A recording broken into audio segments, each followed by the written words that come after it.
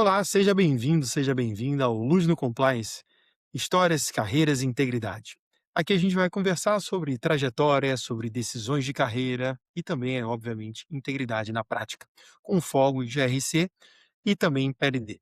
Eu sou Márcio Luz, hoje estou com Nelson Valsoni, profissional de governança, risco e compliance, com mais de 20 anos de experiência e uma atuação destacada no sistema esportivo brasileiro, também certificado como Safeguard Officer pelo COR.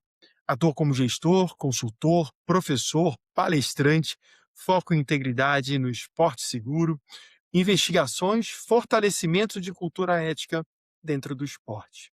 Para quem está nos ouvindo, eu sem acesso ao nosso vídeo, estamos aqui numa gravação remota. Eu e Nelson aparecemos sentados, enquadrados e num peito aqui para cima, ambiente bem neutro com uma iluminação suave.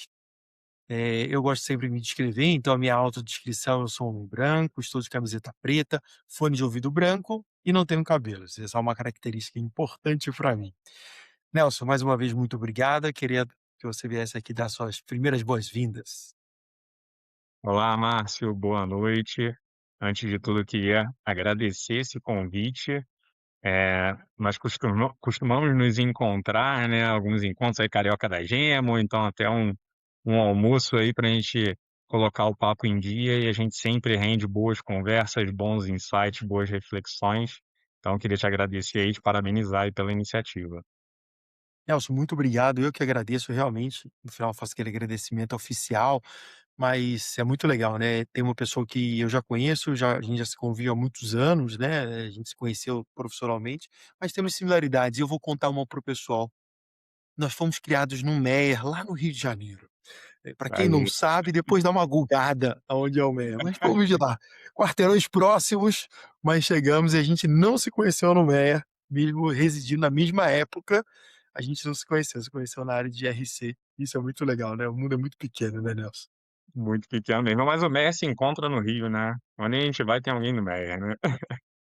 Pô, mas eu tô em São Paulo agora, hein, Nelson? E aí, em São Paulo a gente se conectou no Rio e a gente descobriu que a gente no Meyer. Fala, o Meyer, né, Isso aí, exporta muita gente boa. É muita isso aí. gente. Mas vamos voltar aqui, vindo e iniciando o nosso bate-papo. Eu sempre gosto de fazer uma perguntinha mais quebra-gelo aqui pra gente. E aí, eu quero começar já pensando na sua vida profissional. Qual foi a melhor decisão profissional que você tomou nos últimos 2 anos? E realmente, qual foi o critério atrás dela? E eu faço uma reflexão antes. A grande sacada desse podcast é que a gente vai olhar o olhar do profissional Nelson. Então isso faz com que as pessoas vejam, às vezes te olha onde você está hoje, mas como você chegou lá. E essa é a pergunta quebra-gelo para você. Legal, Márcio. Bom, acho que a melhor decisão nos últimos 2 anos foi ter migrado, né, eu já estou em compliance há muito tempo, mundo corporativo, né, mas foi uma migração para o esporte, né. O esporte ele tá no nosso dia a dia, ele quando você liga a TV você vê esporte, às vezes você está passando na rua, você vê ali o pessoal jogando bola, lá no MER tinha muito isso, né, aquele futebol de rua, joguei muito futebol de rua. Então, essa migração para o esporte, ela foi uma decisão que foi muito importante na minha vida, eh, aprender, né, os meandros do esporte, entender e e até atuar de uma forma para você contribuir mesmo com tanto com a sociedade, né, quanto com os atletas, com as modalidades, com os clubes. E sabe, Nelson, eu falo hoje do esporte de uma maneira que eu falava diferente, você acredita, no meu passado? Quando eu vim para São Paulo, eu não praticava esporte, né? E aqui que eu fui me encantando com essa ideia de fazer, eu não sou profissional, obviamente, né, mas o quanto o esporte ajudou na minha vida profissional, pessoal, saúde. Inclusive hoje, pela manhã, estava falando com uma pessoa exatamente sobre quanto o esporte mudou a minha maneira de olhar as coisas e o quanto ela me faz bem hoje, né. Então o esporte é isso, né, tá na vida de todo mundo de uma certa maneira, ou de boa parte dela.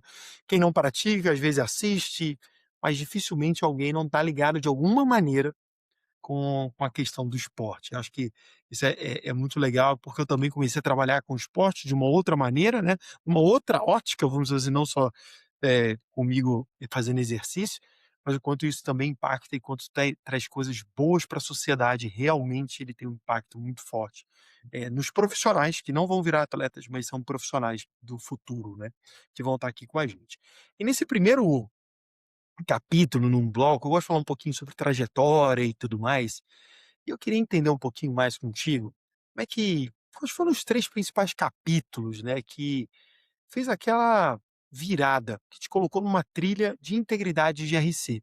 Eu vejo que, conversando nos bastidores de várias pessoas que eu conheço na área, alguma coisa fez chegar aqui. E como é que foi na tua vida? Então, Márcio, resumindo aqui, eu vou dividir essa primeira pergunta em três partes, né. A primeira foi a definição do que efetivamente eu ia fazer na minha vida profissional, né. Eu quis optar por uma carreira que me pudesse gerar algum tipo de renda, né, eu ter sucesso dentro da minha carreira.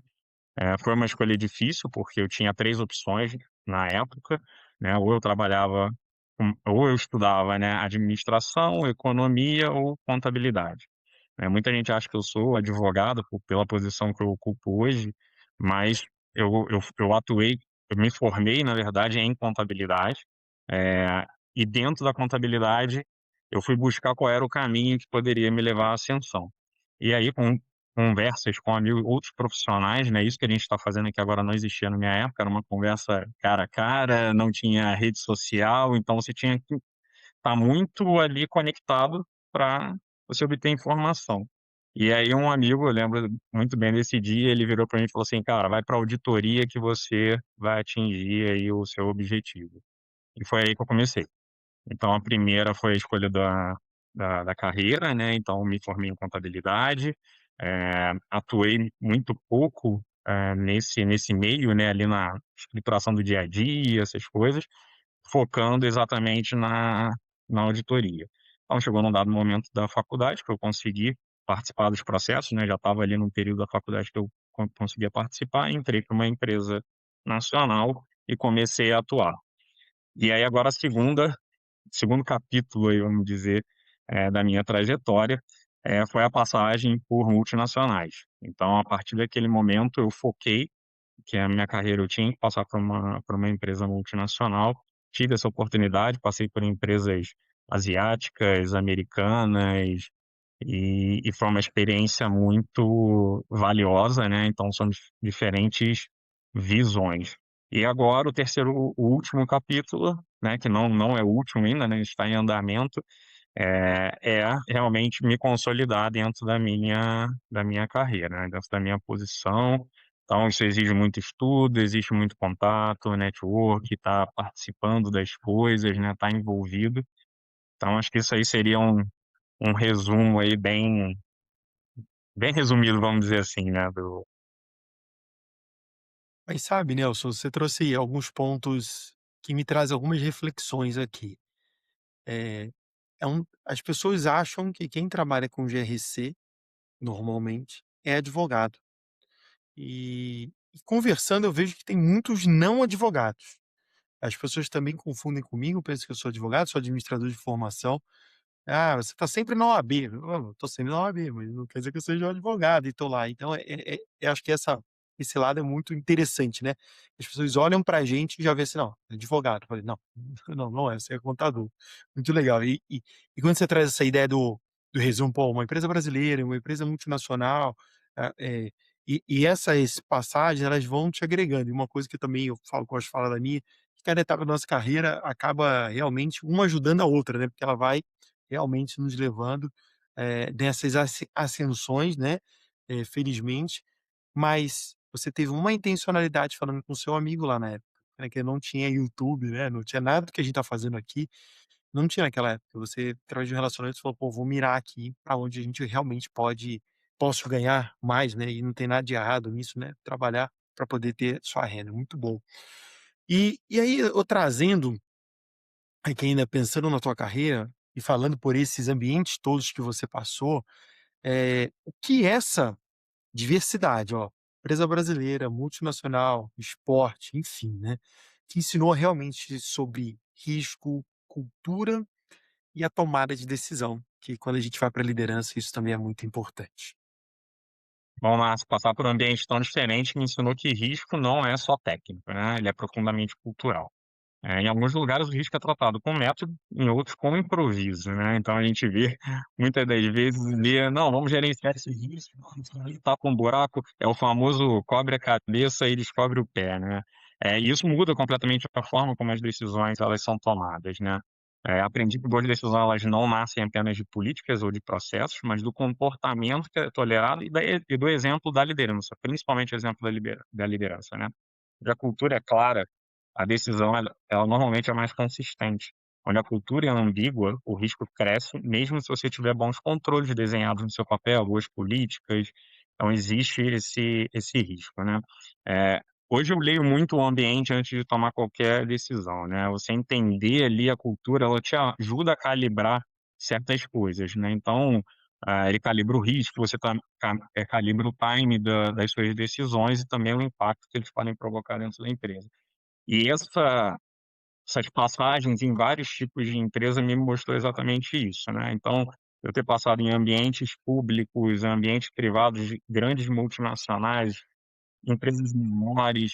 Então, é que eu costumo até comentar muito com a minha equipe, com as minhas equipes no ambiente de trabalho, é que a gente tem que ler o cenário. É importante a gente entender ali, até você ver se você consegue, pelo grau de maturidade muito das pessoas e da cultura da empresa. E ali você começar um trabalho através dali. Então essa diversidade aí de passagem, acho que ela me ajudou muito nesse sentido, porque você consegue transitar nesses ambientes com a experiência passada, né, que foi acumulada aí nesses anos. Eu particularmente confio também muito nessa questão de ler o ambiente. Eu uso, na verdade, talvez nunca pensei nessa palavra, às vezes cultura ou às vezes muito mais, deixa eu ver o que está acontecendo, né, mas é ler o ambiente. Às vezes a gente tem aquela ansiedade, eu falo para as pessoas: "Calma, dá uma noite dormida, dá um tempo, vê se é o melhor momento para você levar aquilo". Se às vezes não tem necessidade de levar exatamente agora, porque tá passando um momento ali, tá meio ruim para você, espera um pouquinho, leva no momento certo, porque ler o momento, isso vem na maturidade, né, vem com o tempo. Talvez a gente mais jovem ia mais naquela ansiedade de conseguir entregar o mais rápido e o melhor que a gente podia naquele momento. Mas trazendo essa tua trajetória, eu pensei aqui, aonde efetivamente, às vezes você falou lá da auditoria, né, aonde efetivamente você entrou ali na em compliance ali dentro da compliance e governança, né, onde deu aquela ruptura, em que momento, né? Não necessariamente precisa falar que é empresa, não é esse o ponto, mas qual foi a decisão? "Pô, eu estava nisso aqui, fui pra cá, que eu achei", e aí como é que foi isso, né, que você assumiu essa oportunidade? Bom, Márcio, eu digo que o mercado me absorveu, né, como a gente falou aí no início, né, quando começou essa cultura de compliance no Brasil, né, quando começou a se falar mais de compliance, tinha-se essa perspectiva que quem assumiria essas posições seriam os profissionais, eh, da área de direito, né, porque a gente estava falando de lei anticorrupção, né, então assumia-se isso.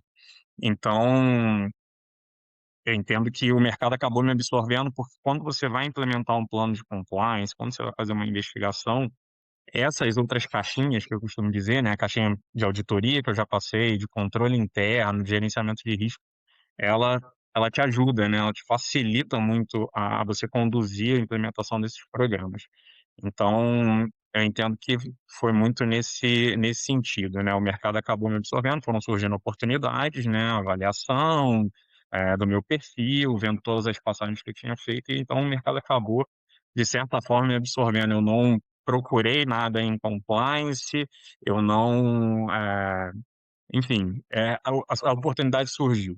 E é uma área que eu gosto bastante, né, eu acho que é uma área que agrega muita coisa, vejo muita diferença no que eu fazia antes, onde eu era o apontador do erro, hoje eu sou um colaborador, né, de uma cultura e de gerenciamento de risco.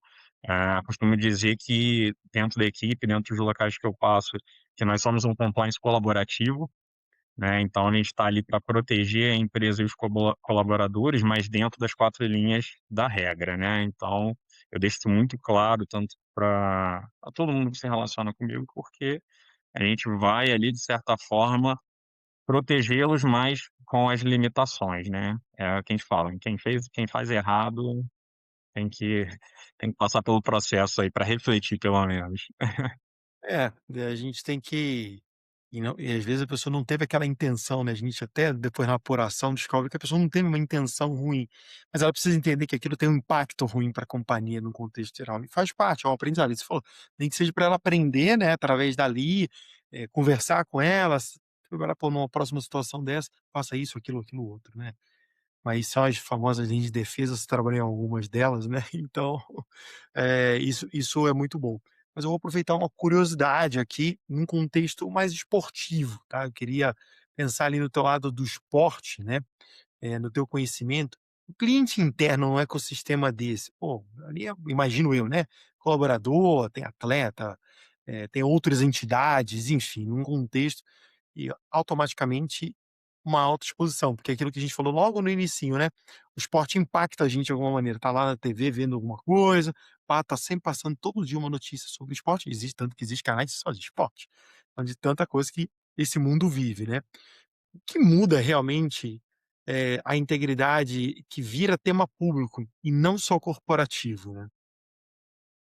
Massa, é um desafio, né, mas eu entendo que quando a integridade ela deixa de ser só um tema corporativo, ela vira um tema público, a régua acaba subindo para todo mundo, né. Então, assim, no esporte as decisões elas não impactam apenas os processos internos, elas afetam os atletas, as famílias, patrocinadores, os torcedores e até a credibilidade das instituições, né. Isso muda completamente a responsabilidade, no meu ponto de vista, não basta estar certo juridicamente, é preciso você ser coerente, ser transparente e ser consistente nas suas atitudes e nas suas decisões, né. Então, assim, a integridade ela passa a ser vivida no dia a dia, porque qualquer incoerência aparece rápido. E nesse contexto, confiança vira, né, o ativo mais sensível para uma organização. Isso é um ponto que eu reforço muito lá dentro, a questão da transparência, a questão da gente tomar decisões com fundamento, né, para que a gente não crie nenhuma disparidade, não crie nenhuma injustiça, né. Então você vê, o ambiente do esporte ele é muito sensível, né, então você tem, por exemplo, eh as regras para uma qualificação, para a pessoa atingir ali uma convocação, então tudo isso tem que ser muito transparente para que a pessoa saiba o caminho que ela vai trilhar para chegar ali. E às vezes a gente percebe que não é bem assim, e isso tem muito impacto, então a gente vê exatamente esse impacto que eu falei, né, impacto na família, impacto, no próprio atleta, e isso aí vão gerando outras consequências, para esse meio, né. Adorei a sua resposta, só que eu vou mudar de bloco e já pensei numa coisa diferente. Falando em impacto, usando a sua palavra, falando em impacto, eu ia falar trade-offs, né, as decisões que realmente você teve: "Cara, vou para cá ou para lá", né. Mas se você puder contar, eu queria saber o seguinte, qual foi, pelo menos uma, né, decisão que parecia ser, nossa, super arriscada, mas você topou, mas mudou o seu patamar como executivo? Bom, Márcio, eu vou falar que assumir uma posição dentro do mundo esportivo foi exatamente isso aí que está enquadrado na sua pergunta, né.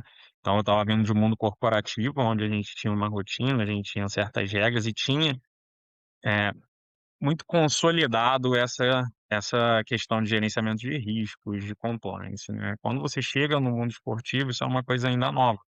Né, eu tô já há alguns anos atuando nessa área, mas ainda é um assunto novo, você vê que as pessoas têm muita dúvida. Então, essa migração do mundo corporativo para o mundo esportivo, ela foi esse trade-off aí, como você usou a palavra, e eu fiz uma boa movimentação de carreira, e entendo aí que isso me ajudou aí a chegar num outro patamar, a poder entender outros tipos de negócio, né, como a gente falou aqui, o esporte ele é encantador, isso aí realmente é, e ele ajuda assim, né, você a trazer aí um pouco de esperança e felicidade aí para as pessoas que se dedicam a esse mundo, né.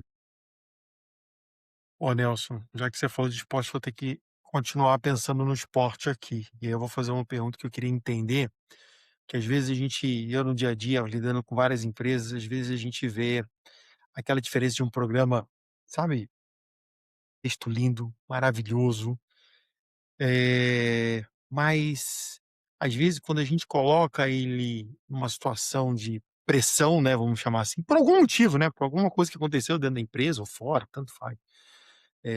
Qual é na tua visão essa diferença entre, pô, um negócio tá lá bonito e aquele programa que tem uma pressão no dia a dia? Qual é a diferença disso, né, e o que que você enxerga que é importante ter, né, o bonito ou o que aguenta a pressão ou um meio termo dessa história? Legal, mas assim, um programa bonito no papel ele funciona quando tu tá calmo, né.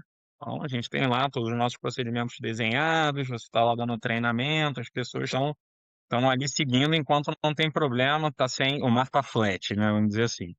Então esse programa ele vai funcionar, as pessoas vão compreender, mas um programa que apresenta pressão, né, quando tem algum tipo de conflito, urgência e hierarquia, e aí é o pessoal tentando dar um jeitinho, né. Então a diferença está na prática, né. Se as pessoas sabem o que elas estão fazendo quando um problema real surge, né, elas sabem aonde ir. Se elas têm um canal de denúncias confiável, né, então eu conheço a regra, sei quando alguém tá descolado dessa regra, está em não conformidade com essa regra e sei a quem reportar, né. E um último ponto que eu acho que é bem importante nessa pergunta, né, é que se a liderança dá exemplo, né, mesmo quando isso custa tempo, dinheiro ou até a própria popularidade, isso aí consolida aquele primeiro pilar dos programas de integridade, que é o apoio da alta administração, né. Então, às vezes é preciso sentir a dor ali, né, o líder ele tem que de alguma forma ali demonstrar que é coerente a decisão dele, o posicionamento dele perante a cultura que está sendo implementada dentro da instituição, né. Porque a integridade de verdade, Márcia, ela aparece quando seguir as regras é a mais difícil do que ignorá-las, né. Então é assim quando a organização escolhe fazer certo, né, então você vê que não é só seguir, né, a gente realmente colocar em prática ali, tá alinhado com os nossos princípios. É, e volta na palavra que você utilizou um tempo atrás, né, para não é só a administração, é a parte da cultura, né, a administração tem o papel de disseminar a cultura, e eu sempre gosto também, aí falando, ainda na questão de GRC, na minha visão, a média liderança, né, que tá ali tocando os times, né, no dia a dia. Porque às vezes a gente pensa: "Não, o diretor tem que falar, vice-presidente, presidente", legal, mas a média, no final, é com quem fala com uma boa parte da empresa.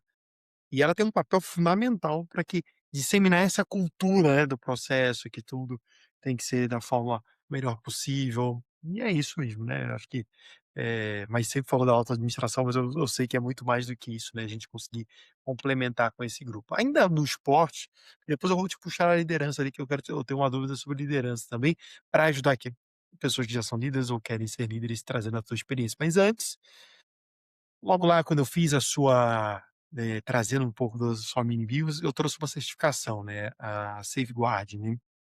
E aí na tua visão, né, depois de ter estudado, vivenciado isso, né, quais práticas de safeguard e proteção, sei lá, cultura, canais, respostas, não sei, né, mas eu queria que você complementasse aqui, deveriam existir em qualquer organização, mesmo fora do esporte? Sim, Márcio, eu entendo que toda organização, seja esportiva ou não, ela precisa partir de um princípio básico, né. Ambientes de trabalho, eles devem ser ambientes de acolhimento e de segurança, né. O profissional ele tem que ir para ali sabendo que ele vai desempenhar o trabalho dele dentro das condições, né. Na prática, isso para mim traduz em 4 pilares, né. Primeiro, a cultura. A organização precisa deixar claro, de forma simples e constante, quais os comportamentos são aceitáveis e quais não são.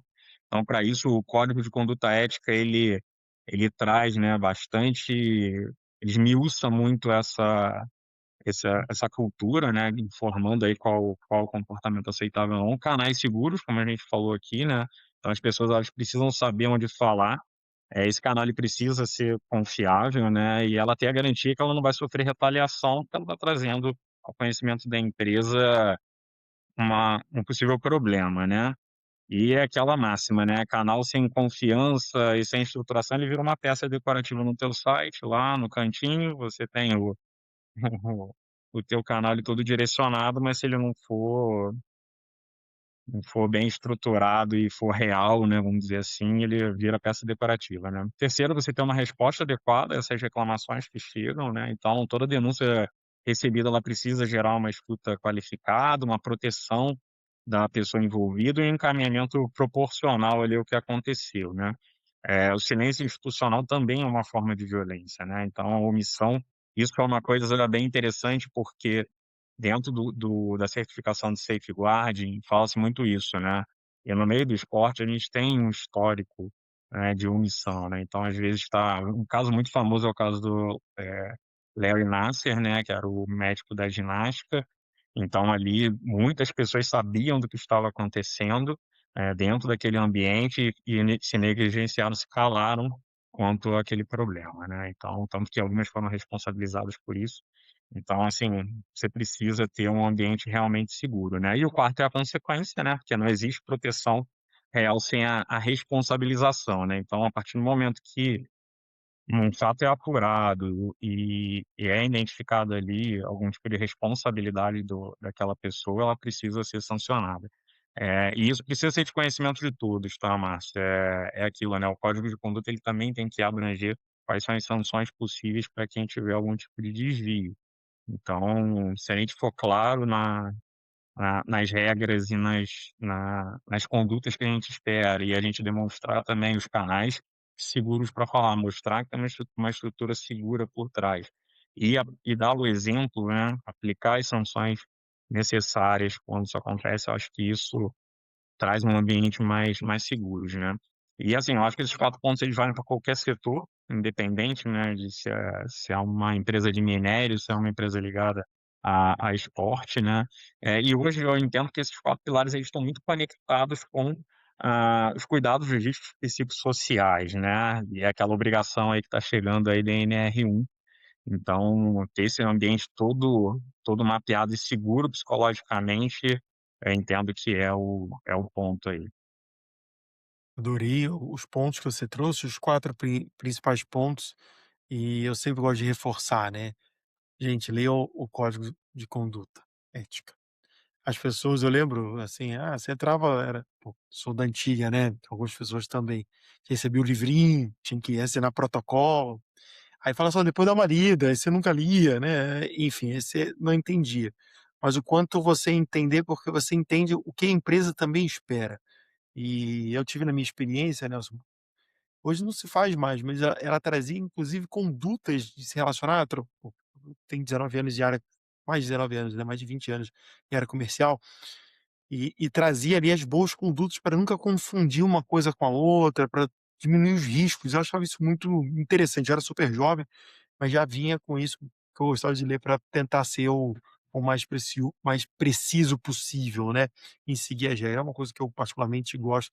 Se eu sei que tem uma regra, eu tento seguir ao máximo ela para se ela estiver ruim, eu tento falar assim: "Olha, essa regra eu acho que não tá legal, acho que vale ser revisitado, mas vamos seguir o que tem hoje como uma regra". Mas também se você não concorda, ou acha que pode mudar, traga isso para sua empresa. Acho que também isso é importante, porque às vezes a gente está num ambiente, cria pensando e depois lá na prática, em algum desse determinado espaço, aquilo não consegue funcionar bem. Traz o teu superior e leva isso para frente, que eu acho que isso é muito importante. Importante mesmo. É, que senão a gente fica só: "Não, é cinza", pô, mas também fala. O canal seguro é para isso, né. Você pode usar um canal de uma forma eficiente para efetivamente escutar o que está acontecendo lá na ponta. Acho que são passos, mas leia o código de conduta, é algo importante. E eu É vou a voltar primeira agora pergunta que eu faço, desculpa, Márcio, mas hã. é a primeira pergunta que eu faço quando eu estou dando qualquer treinamento ou até durante um processo de investigação, é saber se a pessoa conhece o código de conduta, né. Essa pergunta é uma das mais É. importantes. E até acho que você também deve fazer essa brincadeira, mas você fala: seu primo, prima, você às vezes não leu o código de conduta, né, na outra empresa, assim, que todo mundo leu, né, que todo mundo às vezes levanta a mão e tal. Mas é a importância, né, da gente realmente entender. E os códigos também mudaram, né, Nelson? Se esse não é grande temática, mas mudaram. Antigamente eram livros grandes, era um livrinho, às vezes 30 páginas. Hoje tem que ser algo muito mais direto, mais fácil de ler, interpretar, leituras mais simples, interpretar e saber o que que pode acontecer a partir dali, né. Eu acho que isso também mudou nos últimos anos. E agora trazendo para um lado aí de desafios e aprendizados na tua carreira, qual foi o período aí mais desafiador e o que que, nesse período, né, te ensinou como líder, hein? Essa pergunta aí me traz bastante reflexão, né. Eu acho que foram vários momentos, em empresas distintas, em locais distintos, mas o mais desafiador é quando você tem uma equipe que ela está traumatizada, vamos dizer assim, né, então ela passou por um outro tipo de líder, você está chegando num ambiente novo, e essa equipe ela está ali, pisando em ovos com você também, e aí consequentemente você acaba também pisando em ovos ali, até você pegar a confiança de todos, né. Então acho que para você ser um líder, você precisa passar confiança do que você está fazendo, não é só conhecimento técnico, né. Muitas das vezes as pessoas confundem que o líder ele precisa saber tudo dali dentro. Sim, ele tem que conhecer todos os processos, eu concordo, porque se você não sabe, você também não consegue orientar, mas é uma coisa também muito ligada a a você ter a confiança da equipe, né. Então eu tive um momento, mais de um momento na verdade, que eu peguei times que estavam ali se recuperando de um trauma, né, e aí trazer todo mundo para dentro de novo, para o foco dali, isso foi um desafio.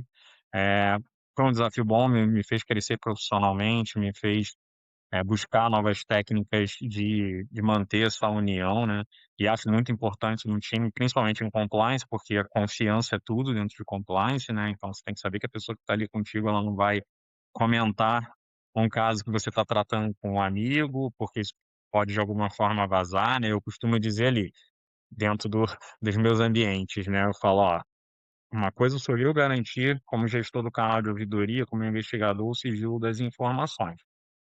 E eu posso te garantir isso, né, porque eu tenho mecanismos para isso e tenho um compromisso ali dentro da empresa, né.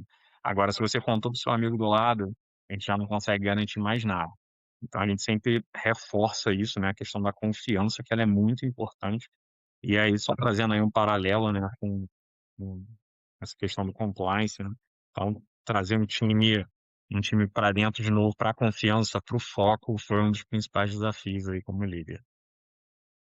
É, gerar confiança é também questão de tempo, né, ninguém inicia confiando e se o time já tá ressabiado, né, isso fica mais difícil, você chega, quem é a pessoa, é isso, confiança realmente imagino que é algo, que é tenso, mas faz a gente também evoluir junto com o time, né, depois também fica um time bem forte, né, todo mundo ali junto.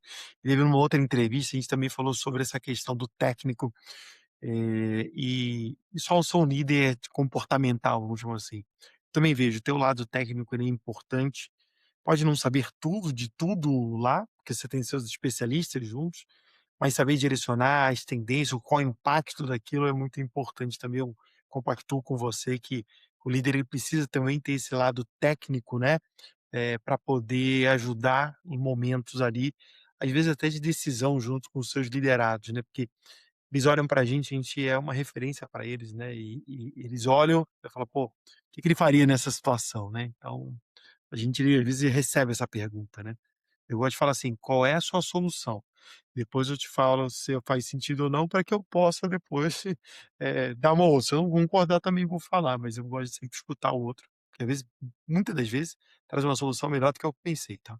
Sim, e isso força também a pessoa a ir para o próximo patamar, né, então, ter o pensamento crítico, né, antever algumas perguntas que possam ser feitas, né, pelo nível acima, então, é uma prática, né, mas a gente está aqui exatamente para ajudar aí a conduzir esses profissionais, nesse caminho. É isso aí, quem quer ser líder se prepara, eh estude, entenda de pessoas, e eu acho que essa visão desse passo na frente, você usou um termo "passo na frente", né, que é o mapeamento que a gente falou lá atrás, né, na nossa conversa, entender, ler o local, né, e tudo mais. Isso é uma competência importante, porque senão uma coisa muito boa ela pode realmente não acontecer. E esse passo na frente faz com que você comece a pensar. E eu aprendi muito, né, eu sendo bem sério nessas histórias de passo, às vezes com meus próprios erros, sabe.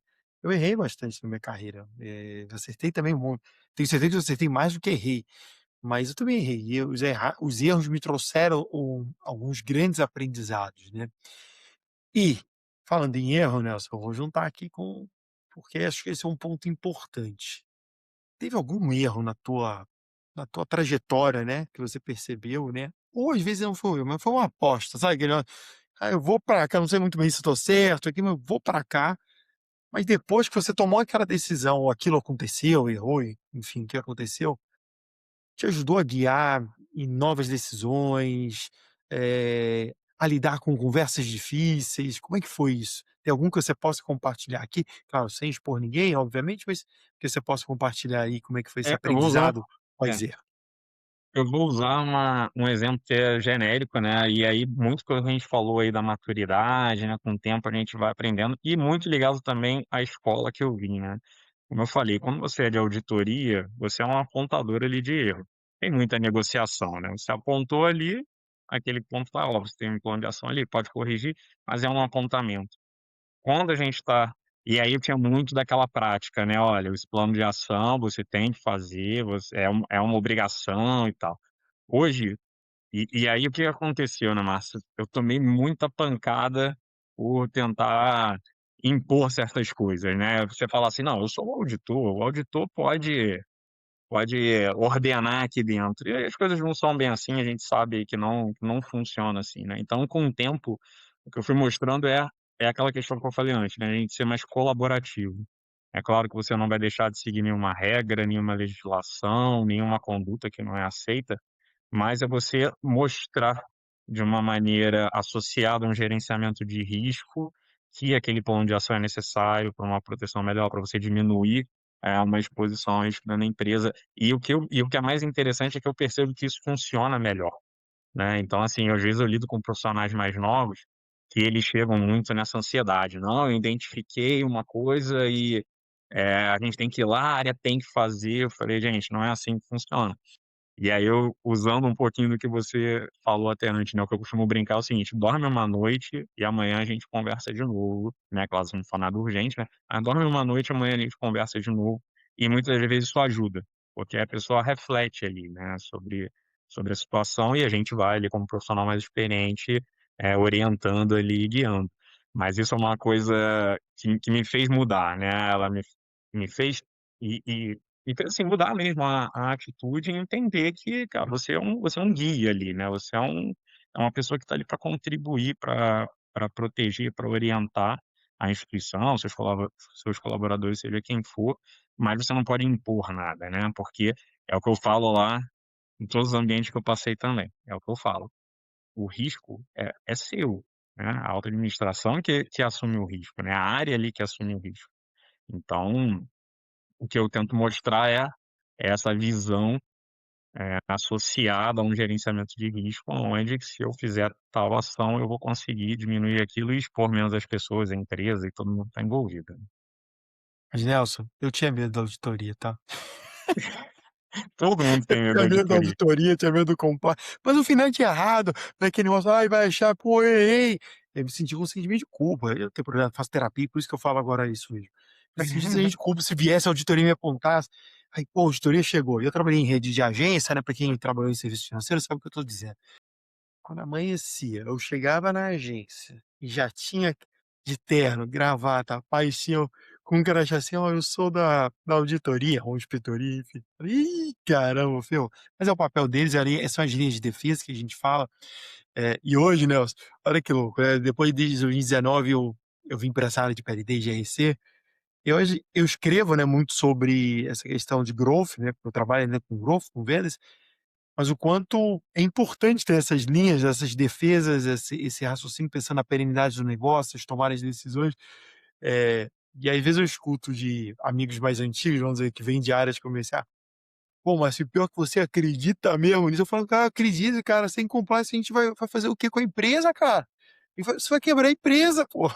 Eu brinco assim, mas é verdade, pô. A gente começa a acreditar e ver quanto isso ajuda na empresa. Mas tem a ver com isso, né.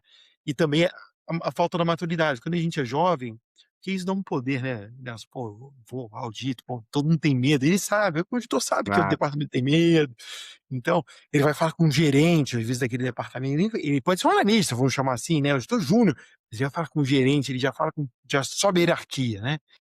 Mas é isso, né, é o papel de cada um, mas é muito legal compartilhar essa questão da auditoria, é bem legal, é bem legal.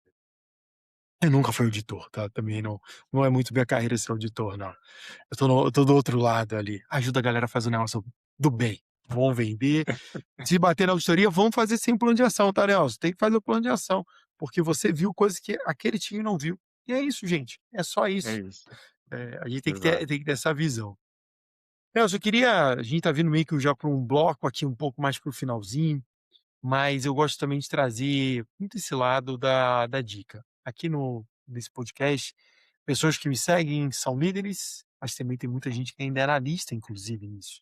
Estagiários, diárias e tudo mais. Então eu gosto também de trazer, né, essa ideia de carreira, né, um pouco mais de como a gente pode apoiar essas pessoas. E cada um tem a sua vivência. Eu tenho a minha, você tem a sua, entre outras pessoas que já passaram ou passarão por aqui, vão trazer outras vivências. Na tua percepção, e não tem certo ou errado, eu sempre gosto de dizer isso. Quais são, assim, para quem quer crescer dentro dessa área de GRC, compliance, os 3 principais movimentos ou competências que você recomenda para que a pessoa dê uma lupa nesses próximos 90 dias? Nossa, essa pergunta é um plano de ação rápido, né, de 90 dias.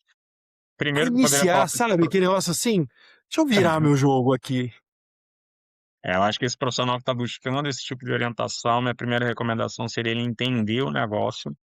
É muito importante a gente entender onde a gente está, até para você poder escrever normativos mais adequados, né.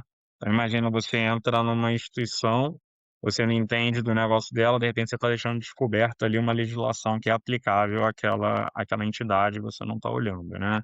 Então, assim, nos próximos 90 dias, mergulhe no negócio onde você está, como a organização gera valor, aonde que ela perde dinheiro, aonde existem os riscos realmente que doem, né, na administração. Compliance que não atende a operação, ele vira burocracia. Né, então a gente ouve muito isso, quem é de compliance, ele tipo: "Ah não, vocês são muito burocratas, vocês querem ficar botando um monte de regra aqui para eu seguir e a minha operação não anda". Isso é uma máxima também que eu levo comigo, e isso aí também foi com a experiência, né, a minha preocupação é sempre não atrapalhar a operação, então, por exemplo, não vou fazer uma auditoria, um monitoramento lá, pegar um pilar de monitoramento no meio de um fechamento contábil ou durante um evento esportivo, né, então tem que ter essa sensibilidade. Então tá tudo muito conectado com o que a gente falou, né. Acho que o segundo ponto é você assumir um problema real, né, então, assim, se você está atuando já dentro de compliance, escolha um risco concreto e ajude a resolvê-lo, né.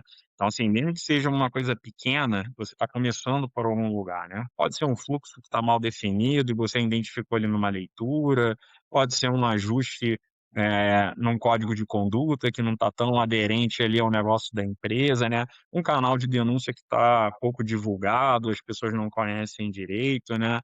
Então, assim, o crescimento ele vem muito da entrega, né, e não somente do título ali que você está carregando, né. Em terceiro, e aí muito que a gente falou aqui nos bastidores, né, na nossa conversa privada, eu acho que você tem que construir uma reputação e não só currículo, né, e principalmente para a área de compliance isso gera muito valor, né, então você tem que ser confiável, você tem que mostrar conhecimento, comprometimento e esse conjunto, né, de características, né, então você tem que sempre mostrar consistência, uma postura ética, uma capacidade de dialogar e de entender ali onde você está inserido, né, porque eu entendo que em GRC as pessoas confiam antes de obedecer, né, então a confiança ela vai se construir, no dia a dia, né, então é nesse ponto.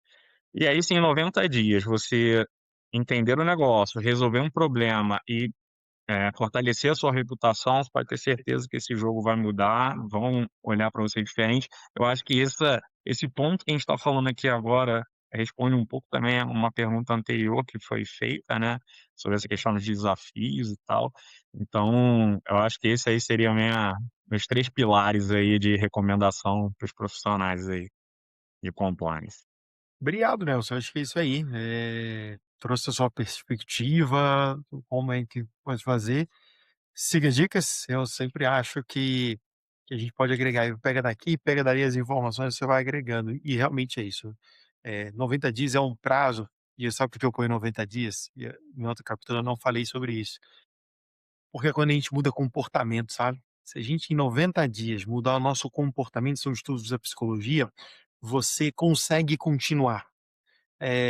Então se em 90 dias quem estiver nos escutando ou vendo, fizer isso que você trouxe pra gente, você vai mudar seu comportamento. A tendência é que realmente você consiga crescer na sua carreira e não importa qual é a dica, né, cada um vai trazendo as suas, mas se você vai seguindo, você gera cadência, né, e é por isso que eu falo dos 90 dias. Senão fica muito longe, "Ah, não, quando eu quer 5 anos", cara, 5 anos é muita coisa, É é muita muita coisa. coisa. Então 90 Não, e então vou aí fazer fica agora. e fica até uma dica, né, Márcio, aqui quem está nos ouvindo, caso não pratique uma atividade física ou um esporte mesmo, aí ó, tá o desafio aí, faça um desafio de 90 dias para você mudar essa postura, né, e de repente aí trazer mais saúde, mais, eh, disposição aí para o dia a dia, né, o esporte ele muda vidas. Então eu vou já que você veio nessa, eu vou ter que levantar a bola, eu vou cortar, hein, pá! Eu topei esse desafio na virada desse ano, 2026, desde dia 1º de janeiro de 2026, todo dia eu faço algum exercício, Nelson. E aí as pessoas eu não sou o time do maromba, hein, já falo isso, mas eu faço academia aqui no prédio, tem dia quando eu vou para o trabalho no escritório aqui em São Paulo, eu vou de bicicleta, eu vou e volto, não fui produtor, trabalhei de home, eu faço exercício na academia. Às vezes eu vou no metrô aqui, mas eu vou e volto, 2,5 km entre ida e volta, vou na estação um pouco mais faço exercício. Às vezes a gente gera dificuldades, é só pensar com outra perspectiva, né. Vou adaptando o meu dia a dia para encaixar na minha rotina. E ó, nesses 3 meses, eu já tinha feito mais exercício, mas, foi uma mudança de comportamento que eu nunca quem me conhece há muitos anos sabe, quem diria que o Márcio vai fazer exercício todo dia. Então, eu topei esse desafio, você não tinha feito esse desafio comigo, mas eu fiz e eu vou falar para vocês, eu vou continuar aqui fazendo ao longo desse ano, é muito bom. Eu concordo com você. Pega 90 dias, faz qualquer exercício, faça o que você quiser na sua rotina, eu falo por mim, foi muito bom. É bom Legal, demais, Nelson. Márcio, muito Obrigado pela bom, muito bom. provocação. E eu vou vir para minha última pergunta, que eu gosto de trazer aqui, antes de eu fazer um agradecimento a você, que às vezes, dentro de bate-papos, eu percebo, falo assim: "Pô, mas o que que acelera a carreira, né?" Aquela nem que acelera, eu diria que mais do que acelerar, o que que gera uma disrupção muitas das vezes, da sua carreira, porque uma grande ruptura, é um exemplo aqui, que eu escuto, é o analista querer virar um gestor, não importa qual nível hierárquico de gestão. "Cara, como é que eu faço isso e tal? Como é que é? Porque é sempre um clique, né, tipo, o estagiário ser efetivado. São cliques na vida, né, que você vai dando na carreira, né, e que isso, eu traduzo nessa aqui como fosse um acelerador, então não quer dizer que, pô, rapidamente, virei o CEO da empresa, não, não é isso. Mas o que que você enxerga na tua visão, na tua experiência de vida e tudo mais, e não necessariamente é só isso, eu trago alguns exemplos, né, que pode realmente ajudar as pessoas a acelerar, e eu vou trazer alguns exemplos aqui, como por exemplo, certificação, um projeto lá dentro da empresa, um mentor que te apoia, né, no caminho que você está indo, um network que você trouxe lá no início da conversa, bem feito para te orientar para um caminho legal, ou outro, né, que você acha que seja sentido, que realmente você acredita que faz mudar o jogo na carreira das pessoas. Ah, sim, muito interessante essa sua pergunta e até os seus exemplos, né. Eu acho que todos esses exemplos eles têm algum valor, eles vão te trazer algum retorno de alguma forma. Mas acho que hoje, se eu tivesse que escolher um só, eu escolhi o projeto certo, né. Então, assim, a certificação, ela abre porta, o mentor ele vai te orientar, o networking ele te conecta, mas é o projeto certo que ele prova o valor, né, que ele vai gerar um valor, né. Então, assim, um bom projeto ele te coloca diante de problemas reais, decisões difíceis, exposições responsáveis, né, e é ali que você vai aprender, vai errar, vai ajustar, vai construir a sua credibilidade, a sua reputação, né. E o curioso é que quando você entrega um bom projeto, né, relevante, as coisas acabam vindo junto, né. Então você acaba fazendo um network, né, acontece que o mentor ele aparece ali, de repente, para até trocar uma ideia com você, fazer um benchmark, né, e aí até uma certificação depois disso passa a ter mais sentido, né. Então até a minha atuação na área de esporte, né, a minha certificação em safeguarding, ela veio depois eu já estou atuando um tempo no meio do esporte. E faz muito sentido com isso, com o que eu trouxe, né, porque eu estava implementando um programa, atendendo, gerindo um canal de auditoria ética, fazendo investigação, e ali eu comecei a me deparar com casos, envolvendo menores de idade, públicos mais vulneráveis, aonde essa certificação fez todo sentido para mim, porque ali ele abriu muitos horizontes, né, e fez com que ficasse alinhado com as práticas internacionais de salvaguarda. Então, a minha dica seria você escolher um projeto, trabalha nesse projeto, às vezes não precisa ser nada complicado, como a gente falou aqui antes, né, às vezes uma coisa pequena, mas que agregue valor. Acho que o mais importante é o que agregue valor. E o restante vai vir junto. Nelson, cara, voou o tempo aqui, voou, literalmente voou. Quando a gente fala de tempo aqui, vai vendo quando vai batendo, a gente vai olhando aqui o cronômetro, uau, como foi, né.